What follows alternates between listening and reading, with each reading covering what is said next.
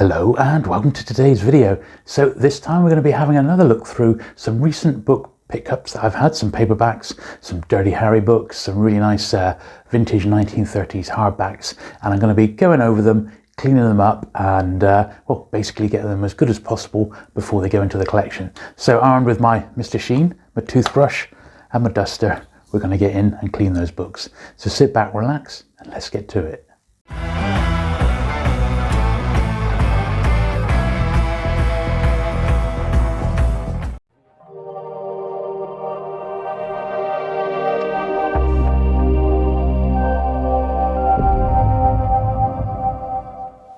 Right then, so let's have a look at some of my latest book pickups that I've done over the last sort of month or so. Now I've got all my tools of the trade ready, although I don't think I'm going to need them all today, but I've got my trusty Mr. Sheen polish to buff up those laminate covers, Mr. Pritt stick if there's any sort of little tears or things like that need sorting out. Any pen marks or pencil marks I usually can sort out with this little Pentel polymer rubber, real soft sort of edged rubber there, and also an old toothbrush which I use for getting the sort of the dust off the top of any books. I've also got my trusty duster there, my soft duster. So that really should be enough today, but we have got a real mixture of stuff that's come in over the last sort of 30 days or so. So as they come then, this is the first one. So lovely American Ed McBain pocketbook, this one. It's an 87th Precinct novel, and I am trying to get all of the 87th Precinct books in first American and first British paperback editions. Now, I don't know if this is actually, I mean, this is a really nice tight copy of this one. There's a stamp inside, so I can't do anything about that. Yeah. I'm just wondering, there's a little, not sure if you can see it, but there is like a little bit of marking on that one. So what I'm going to do, it has got a shiny cover, so I'm almost at the end of this polish. I'm just going to pop it a bit on the corner there and polish like that, and sort of dab it in like so, and then when I sort of rub that on there, yeah, that black mark has come up. So I think this was just a bit of vintage, a little bit of vintage dirt and dust and grime that's amassed over the years. I mean 1965, so it is 55 years ago now as we film this. So in that time it's probably never had a cloth go over it, and that mark in the middle there has pretty much come up, and it's no longer going to spoil. It's an absolutely really nice, tight, beautiful copy of that 87th Precinct one I haven't read, The Heckler, actually. But yeah, really nice, that one, isn't it? I have got another Ed McBain, and this is a British one. So I'm trying to get the British and American. This isn't an 87th Precinct novel. It's an early New England Library book, in fact. They were called Foursquare when they went into the New England Library. This is called Crime Squad. I believe this is this short stories? Yes, an anthology. So it's not 87th Precinct stuff, it is just short stories. Chances are these were pulled from some of his pulp work. Yeah. Originally published in the Ed McBain mystery book, books 1 and book 2, and in the Mike Shane mystery magazine. And this one was from August 1968, so a very, very early New England Library book. I think that's about when they kicked in and Foursquare sort of stopped, was around that time, and they sort of went over. So as you can see, it's a really nice flat copy, but it's succumbed to what a lot of books do if they've got a red cover, and that's spine fading. So that would have been bright red when that was brand new, and look at it, it's just gone on the shelf like that. And that happens with reds in particular. So if you've got books with a red spine, you need to be really, really careful with those and leaving them in any sort of sunlight, because they will get damaged. It's as simple as that, you know. This one had a couple of little marks on the back here, but once again, that's actually come up really well, and I would say almost certainly that copy was mint unread, bar the faded spine. So another nice little book there. Now, while I got the polish out, we might as well do this. This isn't actually a paperback, it's actually a a graphic novel. And I can see already, if you look at this one, you can see there's like a level of dirt sort of in the groove there, and along the laminated front cover, it is really quite mucky and dirty, you know. The back not so bad. The top has got a little bit of sort of foxing, which using the toothbrush I might be able to have a little go at that. But this book in actual fact does need a little bit of work on it, but I think it will come up really nice. If you've never come across this writer and artist, Daniel Clowes, he is fantastic. Really good, a very distinctive style. Certainly not for kids, even though it's comic books, but this is some great stuff in here, and the design of the books and the strips are absolutely fantastic, so they come recommended. Let's give this one a bit of a clean. So in cases such as this, where it's a really plain laminated hardback, if you spray directly on, it's not actually going to hurt it, because you're immediately going to get that corner of my cloth there and just sort it out, and immediately that dirt that was in sort of the inner by the spine there has immediately sorted itself out. And it was very sort of dusty and dirty, but ultimately underneath it was virtually mint, so it's just not been stored perhaps in the best of locations, but certainly quite easy to tidy up. So yeah, this is Icehaven, and this chap's written quite a few graphic novels over the years. They're all in sort of different formats and sizes, so he's an absolute swine to collect for. They do not look uniform on the shelf, however the actual content is fantastic, and that's ultimately what it's all about, isn't it? Now the back cover wasn't quite as bad, so I don't think that'll be too much of a job to get that one gleaming.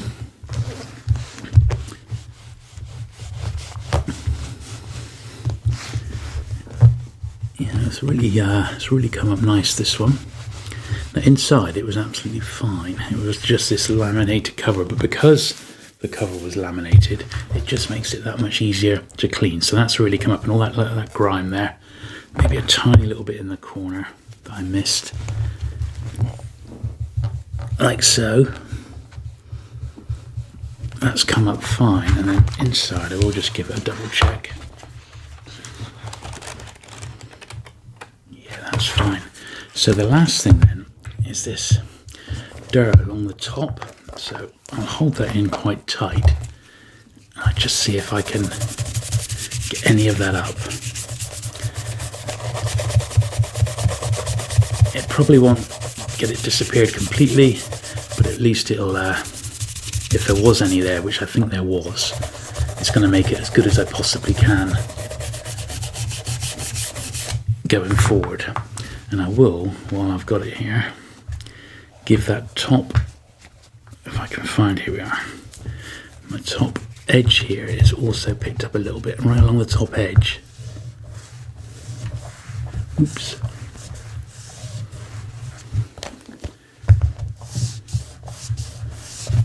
So I think that now is actually really nice. It's a nice, ready for the collection copy, that one. Okay, so that's that. Now, next one we've got is this. This is a nice old vintage paperback, isn't it? So, Tears Are for Angels, Paul Connolly. Now, this was, I believe, originally published in America by Gold Medal. The book, I remember reading, this is one of the ones where I read a really great review on the Paperback Warriors website, and they recommended it, and this is the British edition of that book, basically. This is a particularly nice copy of it. Yeah, so copyright 1952 by Fawcett Publications. So they were Gold Medal, weren't they? And this is the British edition published by L. Miller and Sons. It doesn't actually give a date on it, at least at the front, no. So there's no date on this one, but I'm imagining it's probably early 1960s. Now, it's a really, really nice copy, this one, so I don't think, apart from a very gentle rub along there, just to see if there's any tiny bits of surface dirt, that is pretty much as good as it's going to get, so I don't want to go overboard on that one, because it's a real delicate book. Perhaps, yeah, a little bit of dirt's come off on the back here on the yellow and white, which you can't quite see with the naked eye, but it has come up really, really quite nice, that one. So yeah, looking forward to reading that one. I mean, this is one I picked up to read because it came so well reviewed, and it's always nice to have the original book, isn't it? I think so anyway. Right, a bit of a change of pace. Now, one of the things, I've got some more nice 60s pulps and that to clean in a minute, but one of the things I have been picking up recently, I'm trying to get all the Dirty Harry novelizations, and there was a whole series by Dane Hartman, and I've got a few of those in a minute, and of course there was the movie tie-ins as well. Now I've got some of them, so I bought a job lot recently which had a load of Dirty Harry books in there. So that's what I've got to clean up. Some of these I've got doubles of, so they're going to end up going back onto eBay or somewhere like that for me to sell. But they all still need a bit of a clean, and then I'll see which is the best copy for the collection. So that one's actually really good. There's no sort of markings inside. I do just need a little bit more polish just to give this one a bit of a buffing. So sudden impact, personally speaking, with the Dirty Harrys, I absolutely love the first one. I mean, that's perhaps my favourite of all. Throughout the series, I love the soundtrack by Lalo Schifrin, famous for, of course, doing the Mission Impossible theme and amongst others, but I certainly love the soundtracks to them. I love the fact they're in 70s San Francisco and 80s for the Deadpool, of course, but yeah, I just love everything about them. The Dirty Harry films are just really, really great. I was lucky enough to meet from the first film, the bad guy was called Scorpio, wasn't he? And I was lucky enough to meet Andrew Robinson a couple of years back at a Star Trek show, because he played Garrick, the seamstress on Deep Space Nine, for a long, long time, and wrote a Garrick-related novel. So I got to meet him and had a quick picture with him. A really nice guy as well. Not really changed a lot either, except less curly hair. So this is one of the British adaptations. So over in the UK, I think we had 8 of the Dirty Harry novels, although I believe there's about 12 or 14 in total. So they didn't all get published in the UK, however, so I'm going to try and get a US set if I can find a nice little job lot. So if anyone's watching these and they've got a set of the US ones, I'd be quite interested to pick those up, because as I said, the later novels didn't come out over here. So these aren't too bad. I said I got them very cheap. The British editions are very common. You just need to be patient and a copy will turn up.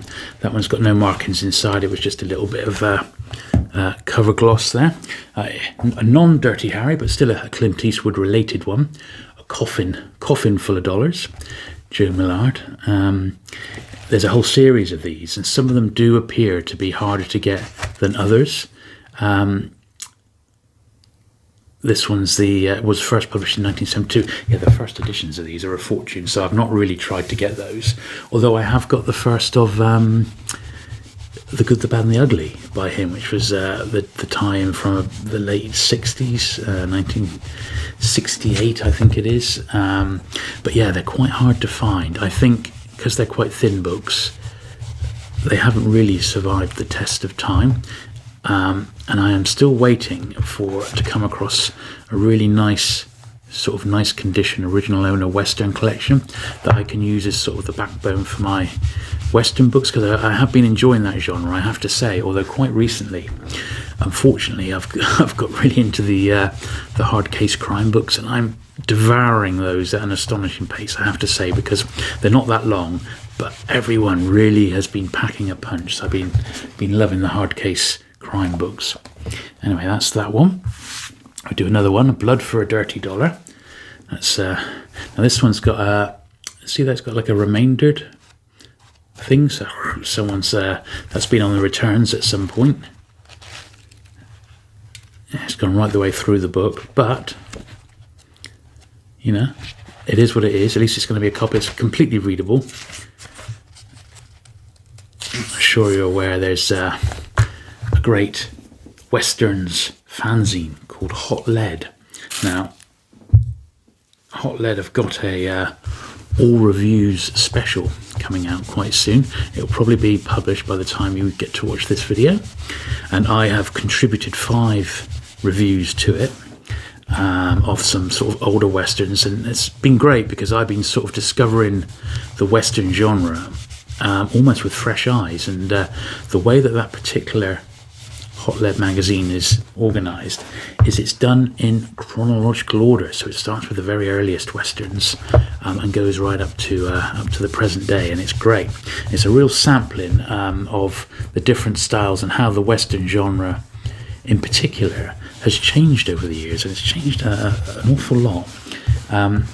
I'm certainly the ones that I've not read anything past the mid-70s with the Edge books, although I have picked up a copy of Lonesome Dove to give a try by Larry McWherty, is it? I think that's his name. It's a big old thick book by all means, but it certainly looks good, and I've seen the TV 4-parter, so I thought I might give that one a try. Here's another really nice. This is a gold medal, but it's not a gold medal first edition. This is a gold medal reprint of 13 French Street. Now, this was another one which was recommended by the Paperback Warrior podcast, and this is a lovely copy. There's a little bit of like dirt perhaps on the spine, which hopefully we'll be able to get out. The actual copy itself is like mint. Is really, really nice. Tiny little bit of wear around there. It's almost too good to read, but read it I shall. As I said, I'm sure this isn't a first. This is just a reprint of this particular one, but it's a really, really nice reprint. So it might be 1951. It's probably a reprint with the first with that particular number. Anyway, we'll give it a very careful rub down, and I'm not putting any extra polish on because there's already a little bit. If I'm using the same corner of my duster, you see, so it's already quite soft. Because in the right, if you got it angled at the right light, you can see a few tiny little bits of markings, but I mean it's minuscule. That's come up absolutely perfectly. Let's do the back cover as well.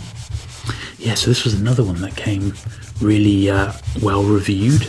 So I thought, well, I'm in the market for good reading, and because there's a lot of rubbish out there, isn't there? And there's nothing better than reading an original vintage paperback.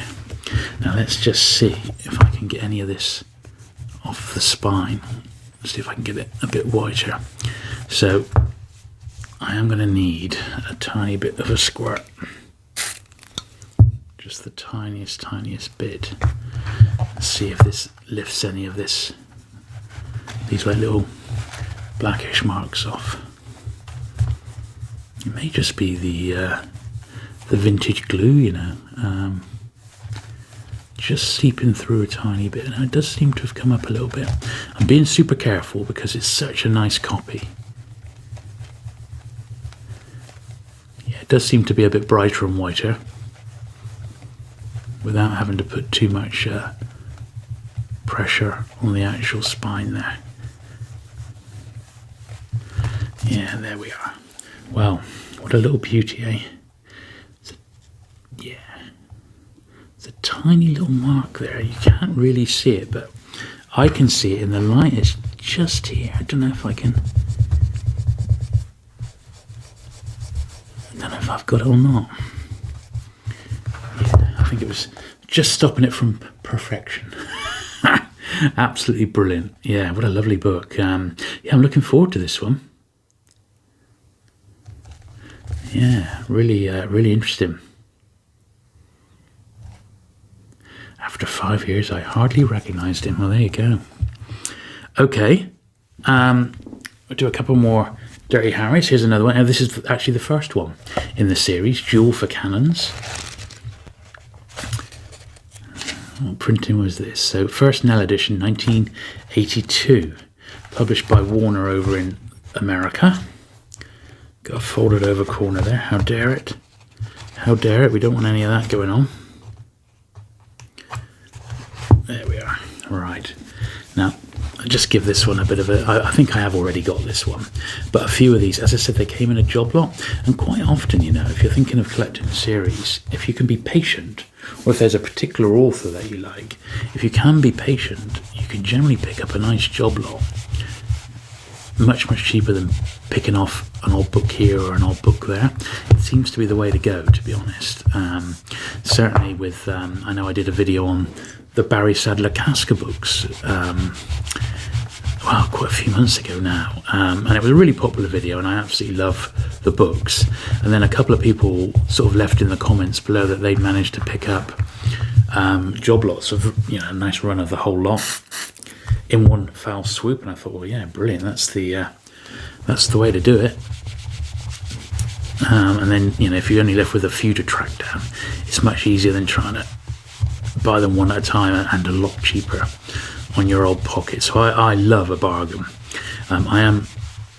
Before the lockdown, I was all set to pick up a huge Pan book collection, but unfortunately it's prevented any travel to go and get it.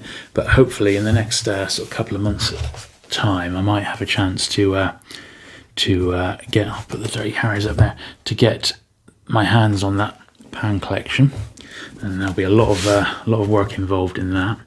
The Enforcer, yeah, this is another one. I was a bit disappointed with this one because he is a bit too far gone. Yeah, but I'll give it a clean anyway. Once again, I think this is one of the ones I might have anyway, so I'll be able to put my own little Dirty Harry job lot up on eBay or somewhere and let someone else enjoy this one, because I said I do enjoy the old Dirty Harry films, and the books are actually good reads as well. So, but I won't waste hours on this one because it is what it is. It's not appalling. It's just quite well read. But then again, even this is 40 years old. I mean, you sort of forget, don't you? Right, change of pace then. I've got another lovely American one here. Now this is a pyramid book, Nita's Place, and it's by that great author Harry Whittington, and I know he's a very highly regarded author from this period. This is one of his classics, and this is I believe the first American edition of this one. Now it's not quite mint, although it's a British. You see it's got a 3 and 6, so although it's the American copy, it was imported into the UK. Pyramid Book's first print in 1960. Lovely copy, isn't it? Really nice and tight, I have to say. Very little wear on it. Great jacket. Great jacket. This isn't going to need a lot of work. I'm just going to sort of gently rub my cloth over it just to take off any possible dirt, invisible dirt, which there always is on these, on a book that's this old. This is now exactly 60 years old, this copy. So it's in remarkably good condition for that length of time. But it's come up absolutely beautiful. Not even any sort of nicotine stains on the spine here, because this is the sort of spine, the yellow and the white, very, very susceptible to being in the home of a smoker.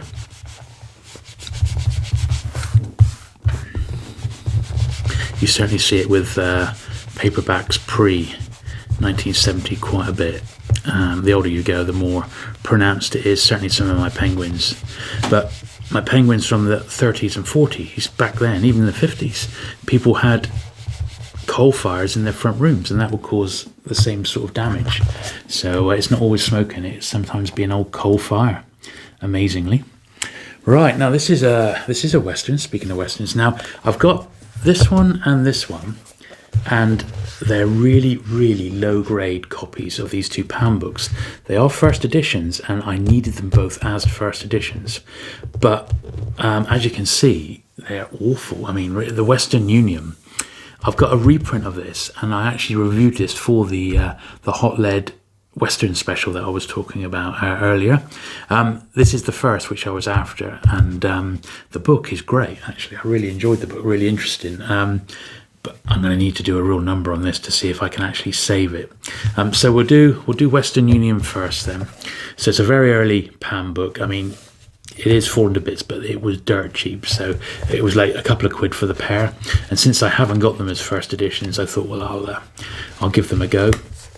So looking at it, it really is quite a brittle book, this, compared to the beautiful books we've been looking at so far. This is a real dog, but it is a first, 1949. It's just dirty. So let's see if I can at least sort some of the corners out, and then we'll give the covers a clean and see if we can get that any tidier. But it's not, I mean, it's all there. It's such a dog awful copy. It's such a shame, because sometimes they turn up and they're absolutely mint. Now, I don't think there's anything I can do really with the spine. It's just worn. So let's see if I can get some of that horrible sort of dirt off the front. It's just awful, isn't it? So even if this one gets damaged, which I'm sure it won't, but even if it does, it's not the end of the world, because this is just going to be a placeholder. I'm sure I'll come across another one. But let's see if all that dirt, if we can make any sort of impact on it by doing this, because it's not really laminated, it's just sort of a mattish finish, but I honestly don't believe it can get any worse. So yeah, loads of dirt and rubbish has come off it, unfortunately. I mean, I'm not a miracle worker, so I do my best, but whatever way you look at it, it's a bit of a dog, but at least it's not as bad of a dog as it perhaps was. Let's have a look at this one. The Black Venus, Rhys Davis. This is pan 143. I am trying to get all the numbered pans. I'm really close now to having them licked, so it won't be too much longer, and I'll have them all done. So this one's also got a little folded over page there. I can't have that. No, and another one. Dear, oh dear. I don't think they've deliberately folded it over as like a bookmark. It's just, got caught.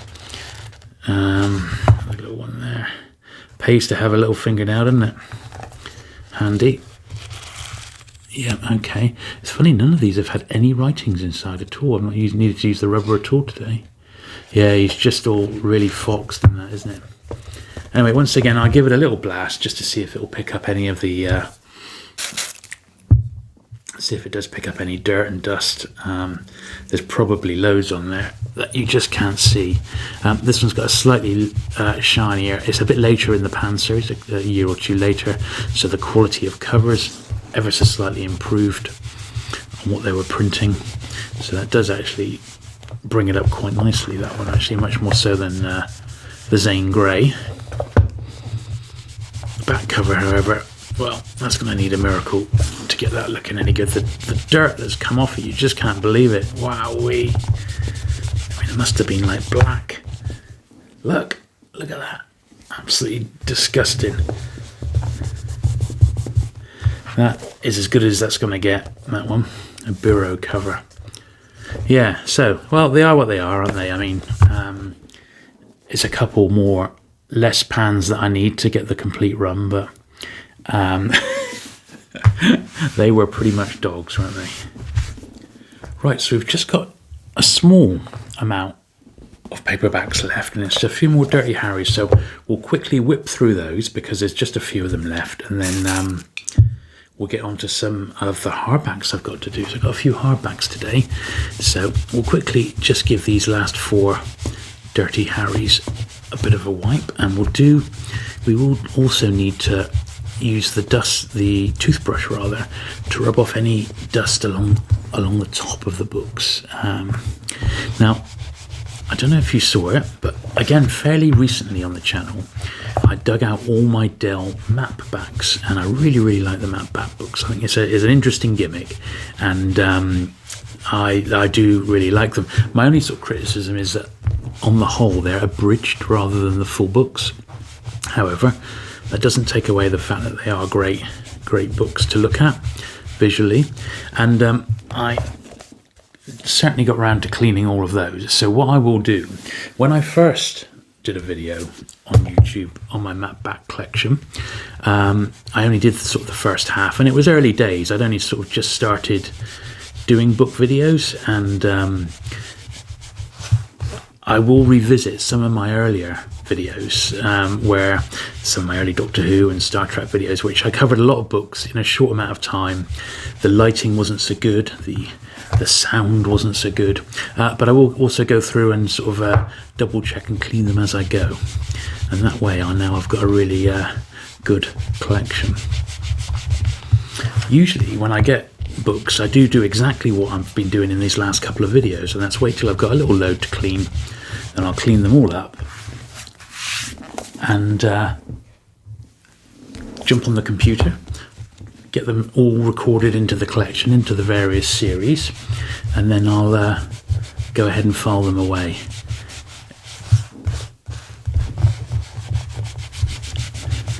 So in future, while we've got the channel going, and people seem to really like these sort of cleaning videos, and I certainly enjoy talking about the books whilst I'm cleaning them.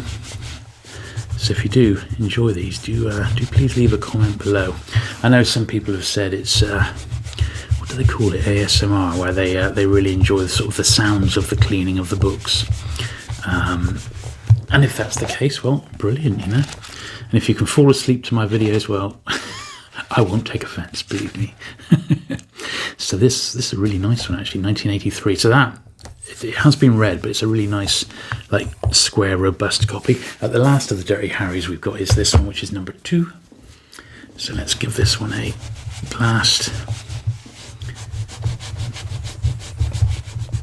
And then that'll be all the paperbacks done, and we can zip through the hardbacks.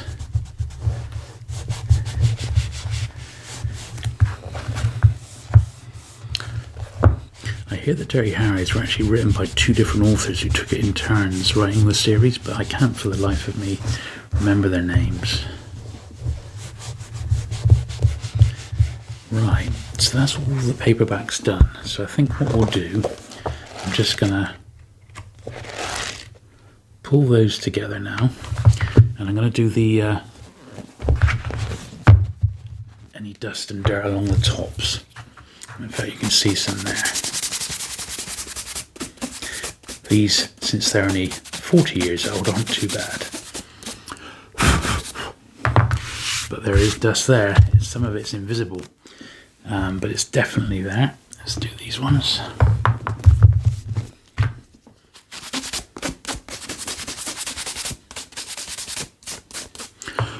Yep, they weren't too bad, actually. So let's pop them back. It's something when you're cleaning books, it's easy to forget that if they've been sat on a shelf for, you know, decades in effect, in that time, even in the best of rooms, the cleanest of rooms, you're going to get dust settle over that time, aren't you? So these are all the same size, so we'll give these a clean. They're pretty nice, those, the Pam ones. Oh, cool. Yeah, a big poof came off those 2 Pam books there. Look at that. Bloody hell. Incredible.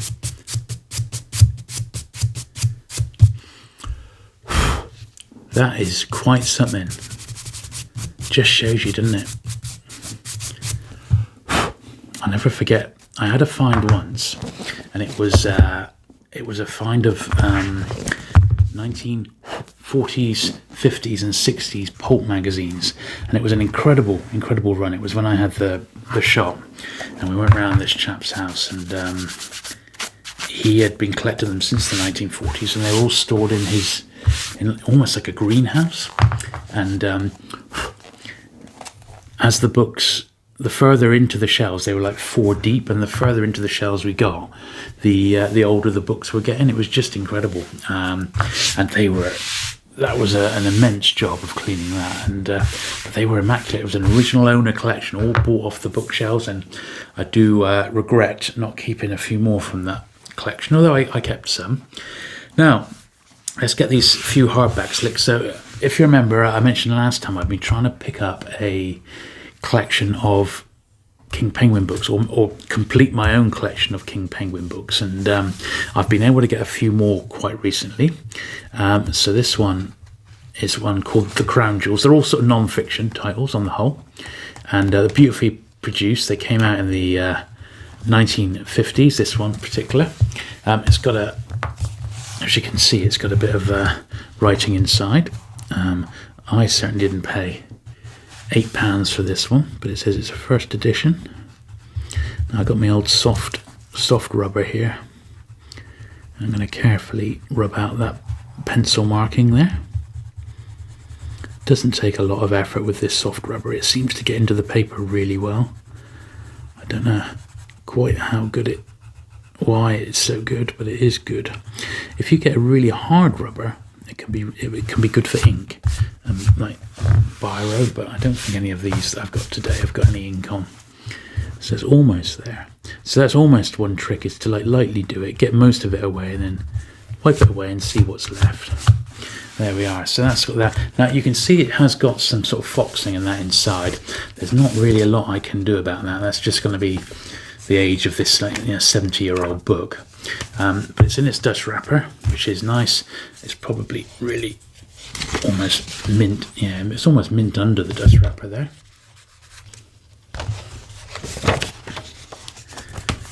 So these aren't, I'm imagining, going to be in too bad condition, but they may have some pencilings. This one's Unknown Westminster Abbey. Now I remember that Ed McBain earlier, which had the faded red spine. This is an all red book, and look how susceptible that spine's gone. Boom, nothing to do on that one. That one's fine. And that is a classic example of books with red spines if they've been left in the sun.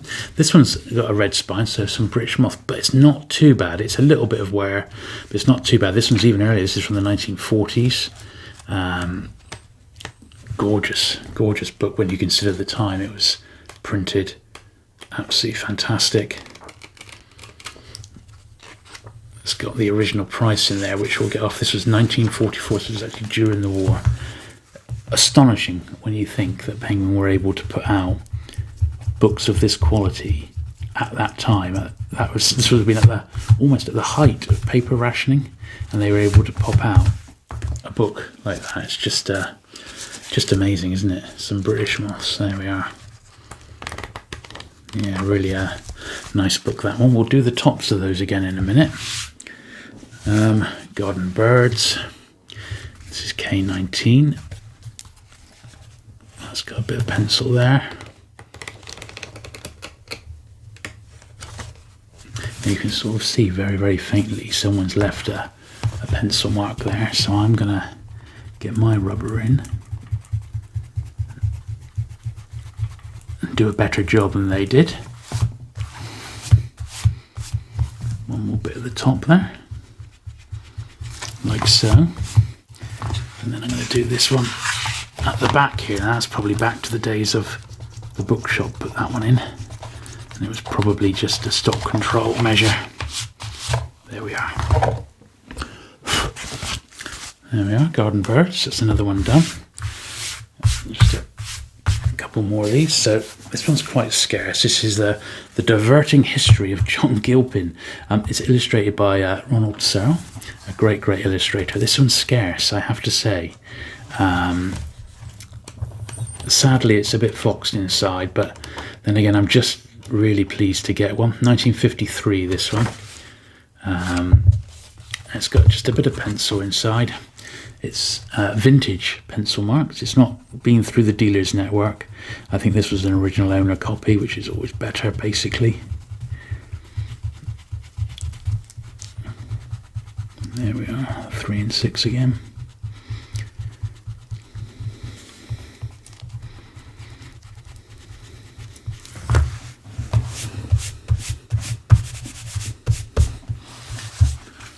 Yeah, it suffered a bit of foxing, this one, unfortunately, but it's still all right, and I'm quite pleased to have this one in my collection because it is rare.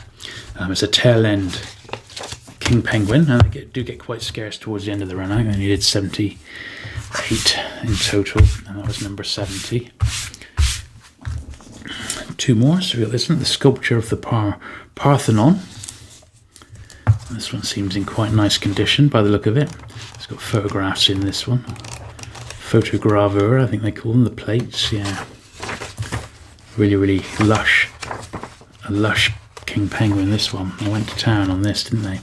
1959. Yeah, that's a real beauty.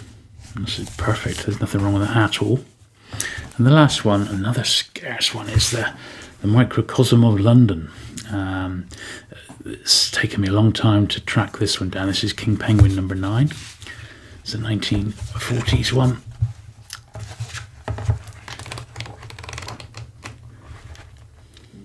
There's no date there, but it's 1943. Tiny, tiny bit of not very well rubbed out pencil in the top right corner here. So I'm going to get my trusty rubber on that one.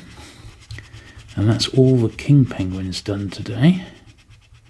I'm almost there. I've almost got the set. It's just within spitting distance, but a couple of them, they're online, available to buy, but they're just, I feel, too expensive, so I'm waiting. I'm playing the waiting game as much as I'd love to finish the run.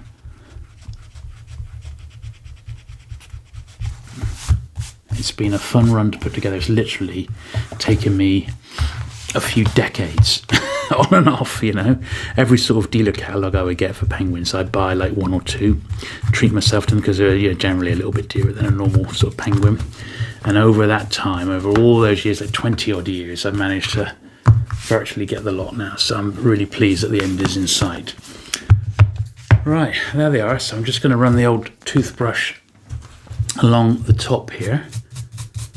I don't think that these were too bad, but you never can tell, can you? Ooh, not the camera there.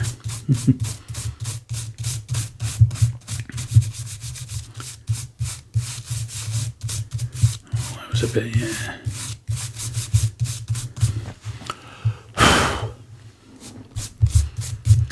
Okay. Right. So I've just got 3 more books to do, and all 3 of them are hardback. Let's make a little clean the decks here.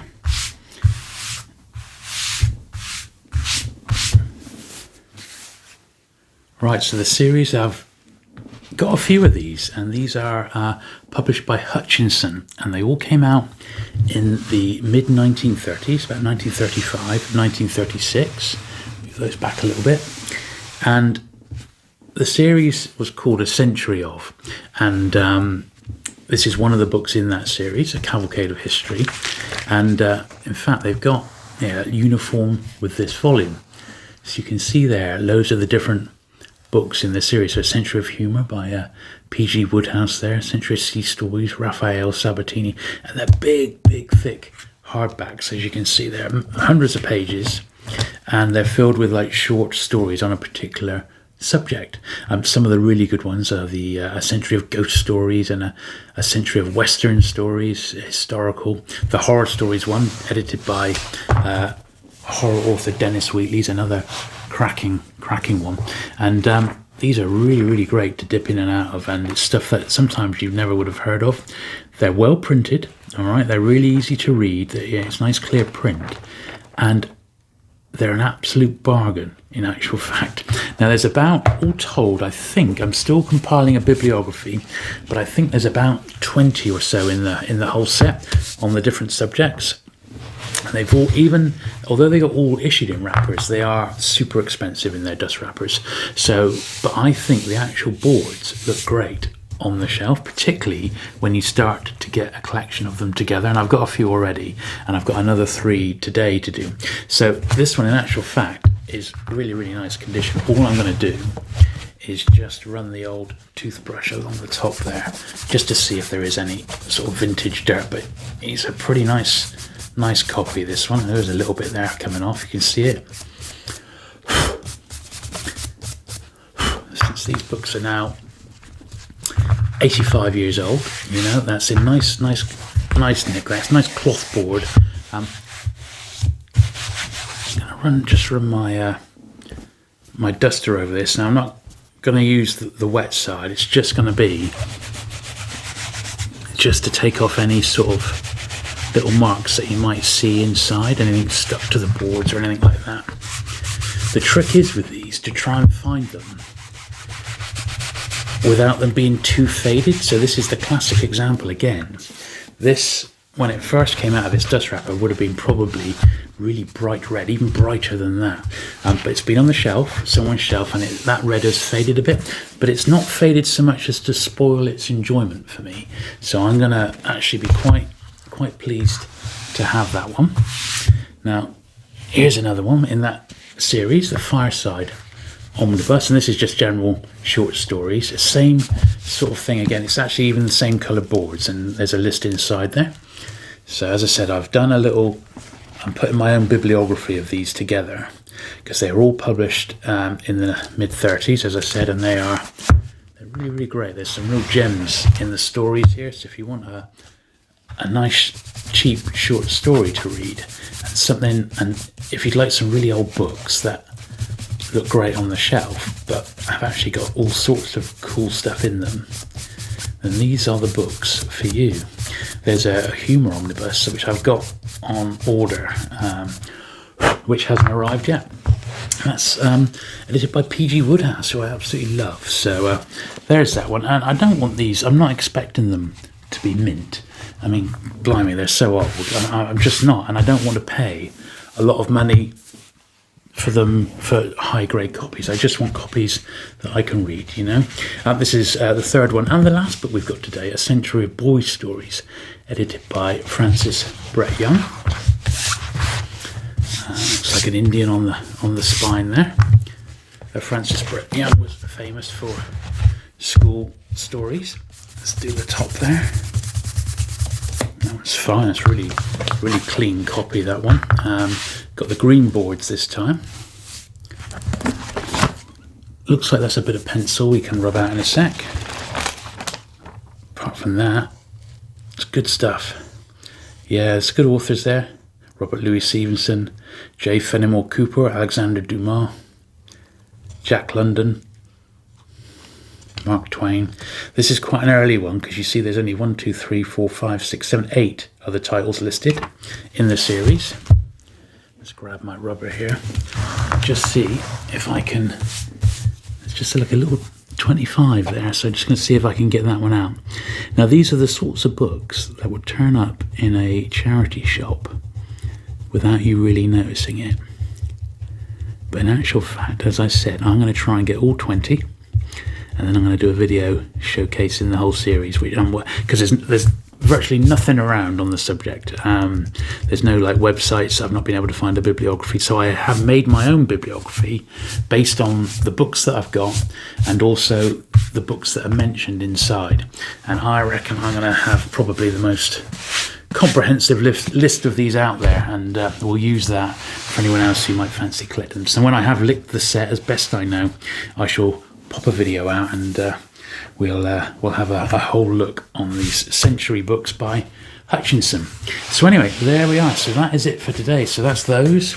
We've got all those gorgeous hardbacks and those lovely 50s and 60s gold medals and King Penguins and those dodgy Pam books. So all looking clean and ready to go into the collection now.